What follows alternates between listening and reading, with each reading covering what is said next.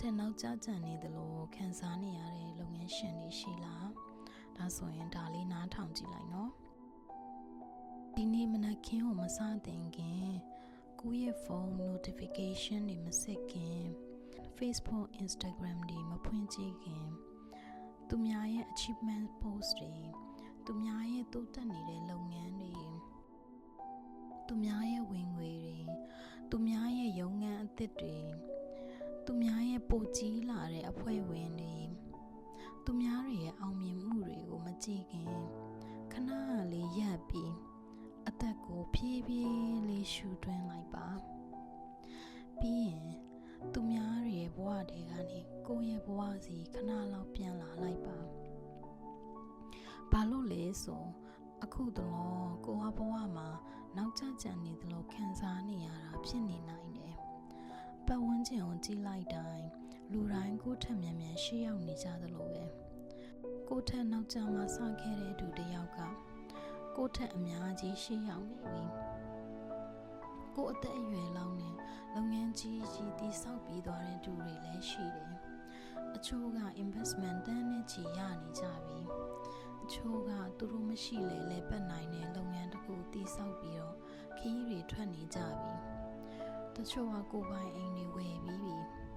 တချို့ကအိမ်အောင်ရတာကြလို့မိသားစုဘဝတစ်ခုတောင်တည်ဆောက်ပြီးနေကြပြီတချို့ကိုကြည့်လိုက်ရင်ပိုကျန်းမာနေသလိုပိုပျော်ရွှင်နေသလိုပိုအောင်မြင်နေသလိုသူတို့ဘဝဘယ်ကိုသွားနေလဲဆိုတာတွေသူတို့သွားမယ်လမ်းကြောင်းတွေဟာကိုယ့်ထက်ပိုတေးကြသိနေသလိုပဲအဲ့ဒီအချိန်မှာကိုဘဝကိုပြန်ကြည့်မိပြီးတော့စိတ်ထဲမှာတိတ်တိတ်လေးမိခွန်းလေးထုတ်နေမိလိမ့်မယ်ဒီချိန်တွေအားလုံးမှာငါဘာတွေလုပ်နေခဲ့လဲငါဒီချိန်တွေထိဘာတွေလုပ်နေခဲ့တာလဲဆိုပြီးတော့ပေါ့ဒီအသက်အရွယ်ရောက်ရင်ဒီချိန်ဆိုရင်ငါဒီထက်ပိုပြီးရှေ့ရောက်နေတင်ပြီးလို့ကိုထင်ခဲ့ဘူးတာလည်းဖြစ်နိုင်ပါတယ်ကိုလုပ်ငန်းကဒီထက်ကြီးလာမယ်ဒီထက်ငွေပိုစုမိနေမယ်လို့လည်းထင်ခဲ့မိမယ်ဒီထက်အားကောင်းတဲ့ team တစ်ခုရှိနေမယ်လို့ထင်ခဲ့မယ်ကိုမရှိလဲပတ်နိုင်တဲ့လုပ်ငန်းတစ်ခုဖြစ်နေပြီလို့လည်းထင်ခဲ့မယ်ဒီထက်လွတ်လပ်တဲ့ဘဝတစ်ခုရနေမယ်လို့လည်းထင်ကောင်းထင်ခဲ့မယ်ဒီအသက်အရွယ်ရောက်လာရင်ဘဝကတည်ငြိမ်သွားပြီလို့ခံစားရမယ်လို့လည်းထင်ခဲ့မယ်ဒါပေမဲ့အဲ့လိုဖြစ်မလာဘဲနဲ့အခုချိန်ထိဖြေရှာနေရတော့ပဲပြဿနာတွေလည်းဖြေရှင်းနေရတော့ပဲတိဆောက်ပြီးပြီလို့ထင်ခဲ့တဲ့အရာတချို့ကိုလည်းပြန်တိဆောက်နေရတော့ပဲတင်ယူနေရတော့ပဲအမားတွေလုံးမိနေတော့ပဲကိုချလိုက်တဲ့ဆုံးဖြတ်ချက်တွေမှန်ရဲ့လားဆိုပြီးတော့လဲတခါတလေတန်တရားဝင်နေမိတော့ပဲဒါတွေကတခါတလေရမ်းပင်ပန်းပါတယ်ဒါတွေကကိုမတူးတက်နေလို့လည်းမဟုတ်ဘူးကိုရောက်နေတဲ့နေရာနဲ့ကိုရောက်နေတင့်တယ်လို့ထင်ထားတဲ့နေရာကြားကအကွာအဝေးကိုပဲအမြင်ကြည့်မိနေလို့ပါဒါကြောင့်ဒီမနက်ခင်းလေးမှာတော့ကိုဘဝကိုခဏလောက်တိုင်းတာနေတာတွေခဏရပ်လိုက်ပါရောက်ဖို့ဘယ်လောက်လိုဒီလဲဆိုတဲ့တွက်ချက်နေတာတွေကိုလည်းခဏရပ်လိုက်ပါပြီးရင်ကိုနောက်ကိုတစ်ခါလောက်ပြန်ကြည့်လိုက်ပါလွန်ခဲ့တဲ့9နှစ်ကကိုယ့်ကိုပြန်ကြည့်လွန်ခဲ့တဲ့3နှစ်ကကိုယ့်ကိုပြန်ကြည့်လိုက်မဟုတ်ရင်လွန်ခဲ့တဲ့1နှစ်လောက်လေးကကိုယ့်ကိုပဲပြန်ကြည့်လိုက်ပါအဲ့ဒီအချိန်လေးတုန်းကကိုဘလို့ဖြည့်ရှင်းရမှန်းမသိခဲ့တဲ့အရာတွေကိုဒီနေ့မှာတော့ပုံမှန်ကိစ္စတစ်ခုလိုဖြည့်ရှင်းနိုင်နေပြီတစ်ချိန်ကကိုပြောဖို့ကြောက်ခဲ့တဲ့စကားတွေရှိခဲ့တယ်မချတတ်ခဲ့တဲ့ဆုံးဖြတ်ချက်တွေရှိခဲ့တယ်ဘလို့မှဖြည့်ရှင်းနိုင်မှာမဟုတ်ဘူးလို့ထင်ခဲ့တဲ့ပြဿနာတွေရှိခဲ့တယ်တစ်ချိန်ကတနေ့နေ့တော့ဒါလေးရပါစေလို့ဆုတောင်းခဲ့ရတဲ့အရာတချို့ကဒီနေ့ကိုဘဝရဲ့ပုံမှန်စိတ်ပိုင်းတစ်ခုဖြစ်နေပြီဒါဆိုကိုတိုးတက်ခဲ့တယ်ကိုပြုပြင်ပြောင်းလဲလာခဲ့တယ်ဘယ်သူမှမမြင်ခဲ့တဲ့ခက်ခဲတဲ့ကာလတွေကိုကိုဖြတ်ကျော်ခဲ့တယ်စိတ်ပြည့်စရာတွေကြားထဲကနေဆက်လျှောက်ခဲ့တယ်ဘယ်သင်တန်းကမှသင်ပေးလို့မရတဲ့အရာတွေကိုအတွေ့အကြုံတွေစီကနေသင်ယူခဲ့တယ် အောင်မြင်မယ်မအောင်မြင်ဘူးဆိုတာမသိကြတဲ့ဆုံးဖြတ်ချက်တွေကိုလည်းချရဲခဲ့တယ်အချို့အရာတွေဆုံးရှုံးခဲ့တယ်ပြန်တည်ဆောက်ခဲ့တယ်လမ်းကြောင်းပြောင်းခဲ့တယ်ဒါပေမဲ့ဘလို့ဖြစ်ဖြစ်ဒီနေ့အထိဒီနေရာအထိကိုရှိနေတော့မယ်လေဒါဆိုကိုထင်ထားသလောက်ကိုနောက်ကျမကြံခဲ့ပါဘူးရှိ ကိုပဲကိုကြာကြီးအာယုံထားကြည့်လာခဲ့လို့ဒါနောက်ကျကြံခဲ့လို့ထင်နေရတာကိုဘလောက်ထိဒီခီးအထိနှင်လာခဲ့ပြီးဘလောက်ထိဒီလောက်ခီးအဝေးထိရှောက်လာခဲ့ပြီးလဲဆိုတာတတိမထားမိခဲ့တာအသက်ကိုနောက်တစ်ခါလောက်ဖြည်းဖြည်းလေးရှူသွင်းလိုက်ပါပြီးတော့ကိုပြန်တတိပေးလိုက်ပါငါဘဝကနောက်မကျနေဘူးငါခီးမှာတတ်မှတ်ထားတဲ့ deadline မရှိဘူးတခြားလူတယောက်ရဲ့အချိန်စရာအတိုင်းသူရောက်နေတဲ့နေရာကိုငါရောက်နေဖို့မလိုဘူးတခြားလူတယောက်အောင်မြင်နေတာကငါကြရှုံးနေတယ်ဆိုတဲ့အဓိပ္ပာယ်မဟုတ်ဘူးသူများတွေမြန်သွားနေတာကငါလည်းအဲ့ဒီအမြန်နှုံနဲ့သွားရမယ်ဆိုတဲ့အဓိပ္ပာယ်မဟုတ်ဘူးအခြားသူတယောက်ခွင့်ရရသွားတာကငါခွင့်ရကိုဆုံးရှုံးသွားပြီဆိုတဲ့အဓိပ္ပာယ်မဟုတ်ဘူးသူတို့အတွက်နေရာရှိတယ်လို့ငါအတွက်လည်းနေရာရှိတယ်သူများမြန်နေလို့လည်းငါအလျင်လိုစရာမလိုဘူးသူများလုပ်ငန်းကြီးတည်ဆောက်လို့ငါလည်းပို့ကြည့်အောင်အသင်းတည်ဆောက်နေစရာမလိုဘူးငါဘဝတစ်ခုလုံးကိုပြိုင်ပွဲတစ်ခုလိုအသက်ရှင်စရာမလိုဘူးဘာလို့လဲဆိုတော့သူများဘဝရဲ့အကြောင်းအရာအလုံးကိုမသိဘူးသူများလည်းကိုဘဝတစ်ခုလုံးကိုမသိဘူးကိုမြင်ရတာကသူတို့ရဲ့အောင်မြင်မှုသူတို့ရဲ့ကြီးညာချက်တွေသူတို့ရဲ့မျက်နှာစာတွေဒါဖြစ်နိုင်ပေမဲ့သူတို့ရဲ့အောင်မြင်မှုကြီးညာချက်မတိုင်ခင်ကသူတို့ရဲ့ခက်ခဲခဲ့တဲ့မနက်ခင်းတွေကိုကိုမမြင်ခဲ့ရဘူးသူတို့ရရှိတဲ့ယင်းနှိမ့်မြုပ်နှံမှုတွေ investment တွေကိုကိုမြင်ရပေမဲ့သူတို့ထမ်းထားရတဲ့ PR တွေကိုကိုမမြင်ရပါဘူးသူတို့ရဲ့တိုးတက်မှုတွေကိုကိုမြင်ရပေမဲ့သူတို့ပေးဆက်ခဲ့ရတာတွေကိုကိုမမြင်ရဘူးသူတို့ရဲ့လှပတဲ့ရုံငန်းတွေကိုမြင်ရပေမဲ့သူတို့အိမ်မပျော်ခဲ့တဲ့ညတွေကိုကိုမမြင်ရဘူးကိုမြင်နေရတာတွေကသူတို့ရဲ့ရလတ် result တွေသူတို့ရဲ့ခီးစဉ်တစ်ခုလုံးမဟုတ်ဘူးဒါကြောင့်ဒီနေ့ကစပြီးကိုဘဝရဲ့နောက်ွယ်ကအခြေအနေတွေနဲ့အခြားလူတွေရဲ့သူတို့ဘဝကိုအပေါ်ပိုင်းပြထားတဲ့အကောင်းဆုံးအစိတ်ပိုင်းတွေနဲ့နှိုင်းယှဉ်တာမျိုးတွေရပ်တန့်လိုက်ပါကိုလန်ချောင်းစီကိုပြန်လာမယ်ကိုအရှိန်နဲ့ကိုတိုးတက်ခွင့်ရှိတယ်ငါစိတ်ကိုငါပြောင်းလဲခွင့်ရှိတယ်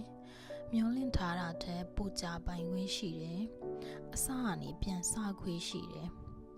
ကိုဘဝကိုဖြည်းဖြည်းချင်းတည်ဆောက်ခွင့်ရှိတယ်မြန်ကြီးထွားဖို့ထက်ရည်ရှည်တည်တတ်နိုင်မဲ့လမ်းကိုရွေးချယ်ခွင့်ရှိတယ်အပြင်ကကြည်ကောင်းတဲ့အောင်မြင်မှုမျိုးမဟုတ်ဘဲနဲ့ကိုယ်တိုင်နေထိုင်ရတာတကယ်စိတ်ချမ်းသာမဲ့အောင်မြင်မှုကိုဖန်တီးပိုင်ခွင့်ကိုမှရှိတယ်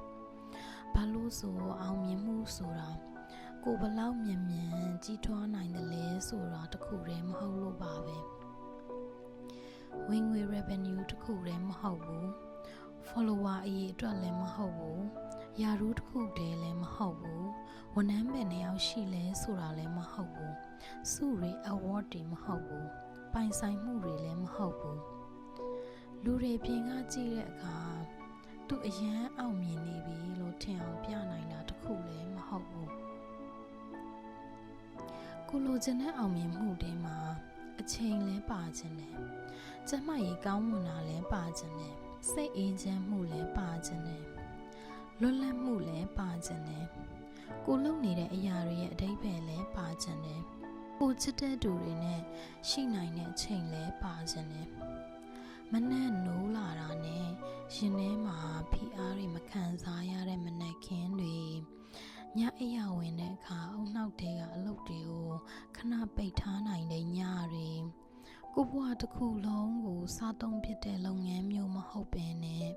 ကိုဘဝကိုပိုကောင်းအောင်ပံ့ပိုးပေးနိုင်တဲ့လုပ်ငန်းမျိုးတွေ ဒါတွေလည်းအောင်မြင်မှုတွေပါပဲကိုတိဆောက်ခြင်းတဲ့ဘဝကအဲ့ဒီလိုမျိုးဖြစ်လို့အခြားသူတွေထက်အချိန်ပိုယူရတာလည်းဖြစ်နိုင်တယ်ဒါကအဆင်ပြေပါတယ်ဘဝမှာအရာအလုံးမြင်မြန်ဆန်ဆန်တိုးတက်လာတဲ့ကာလတွေရှိမယ်ဘဝကကိုယ့်ကိုဖြည်းဖြည်းသွားခိုင်းတဲ့ကာလတွေလည်းရှိမယ်ချဲ့ထွင်ရမယ့်ကာလရှိမယ်ပြန်တည်ဆောက်ရမယ့်ကာလရှိမယ်ငွေရှာရမယ့်ကာလရှိမယ်တင်ယူရမယ့်ကာလရှိမယ်စွန့်စားရမယ့်ကာလရှိမယ်ပြန်လည်အားဖြည့်ရမယ့်ကာလလည်းရှိမယ်ဘဝရဲ့ကာလရာသီတွေတိုင်းကအပြင်လူတွေကြည့်တဲ့အခါအထင်ကြီးစရာဖြစ်နေဖို့မလိုပါဘူးအချို့ကာလတွေမှာလူတွေမမြင်နိုင်တဲ့အရာတွေကိုအတွင်းထဲမှာကိုယ်တည်ဆောက်နေတာလည်းဖြစ်နေနိုင်တယ်ယုံကြည်မှုဉာဏ်ပညာစိတ်ရှိမှုကိုယ်တလူအပ်တဲ့စီးမြင်တွေ leadership skill တွေကိုယ့်ကိုယုံကြည်မှုရှင်းလင်းပြသမှုတွေပေါ့အဲ့ဒီအရာတွေကဝင်ငွေစရာ revenue chat ပေါ်မှာပေါ်ချင်မှပေါ်မှာဒါပေမဲ့နောက်တစ်ဆင့်မှာကိုယ်တည်ဆောက်မယ့်အရာအလုံးအတွက်ဒီအရာတွေက foundation အုံမြင့်ဖြစ်လာပါလိမ့်မယ်ဒါကြောင့်ဒီကာလကိုကိုအချိန်ဖြုံးနေတယ်အချိန်နဲ့အလကားဖြစ်အောင်လုပ်လိုက်တယ်လို့မတတ်မှတ်တော့ဘူးဖြည်းဖြည်းချင်းရှောင်လန်းသွားနေရလို့လေကိုကြာရှုံးသူလို့မခေါ်တော့ဘူးမြင်မအောင်မြင်နိုင်တယ်လို့လေကိုအပြစ်မပေးတော့ဘူးကိုတောင်းဆိုနေတဲ့ဘဝကြီးကိုထမ်းထားနိုင်မယ်ထိန်းထားနိုင်မယ်လူတစ်ယောက်ဖြင့်ကိုကပြောင်းလဲနေတာဖြစ်တယ်အဲ့ဒီပြောင်းလဲမှုတွေကအချိန်ယူရပါတယ်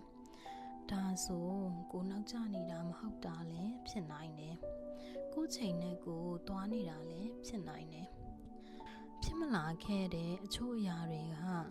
ကကိုကာကွယ်ပေးခဲ့တာလည်းဖြစ်နိုင်တယ်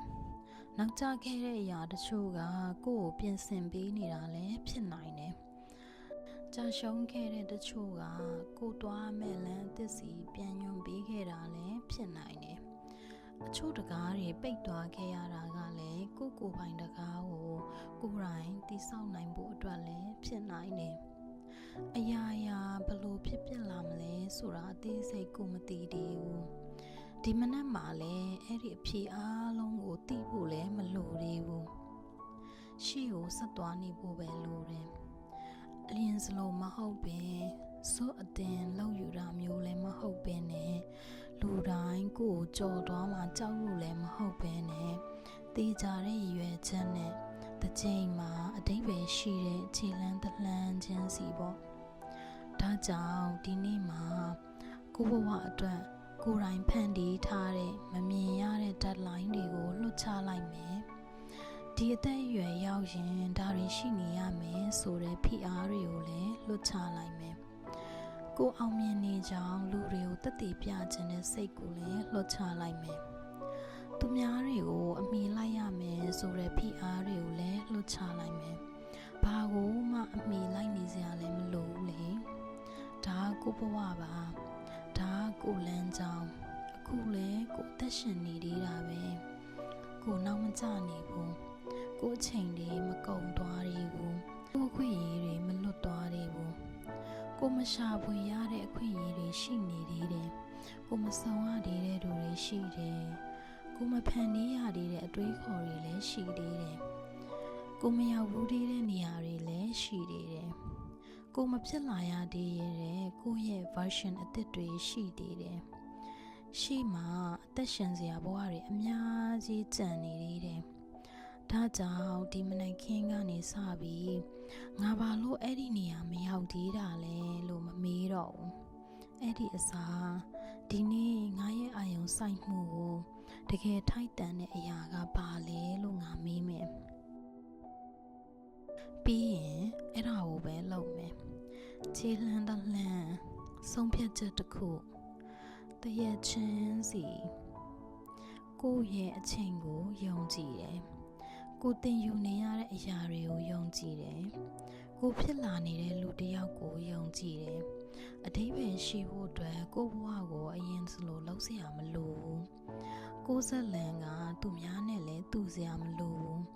ကိုအောင်မြင်မှုကလည်းသူများသတ်မှတ်ထားတဲ့အချိန်စရာအတိုင်းရောက်လာစရာမလိုဘူးကိုချိန်ယူလို့ရတယ်သွားချင်တဲ့နေရာကိုဆက်ပြီးအိမ်မက်မက်နေရှင်းနေတော့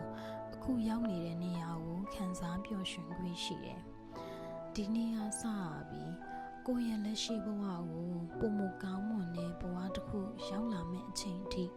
စောင့်ဆိုင်ခန်းတစ်ခုလို့သဘောမထားတော့ဘူးဘာလို့လဲဆိုတော့ဘဝရဲ့ဒီခိုက်တန့်ကလည်းအရေးကြီးလို့ပါဒီမနက်ခင်းကလည်းအရေးကြီးတယ်ဒီကာလလည်းအရေးကြီးတယ်ကိုလက်ရှိဖြစ်နေတဲ့ကိုယ့်ရဲ့လက်ရှိ version ကလည်းအရေးကြီးတယ်ဒီနေ့ရောက်နေတဲ့ငါဆိုတဲ့သူကလည်းအရေးကြီးပါတယ်ငါနောက်ကျမကြံနေပါဘူးငါကြီးထွားပြောင်းလဲနေတာပြီးတော့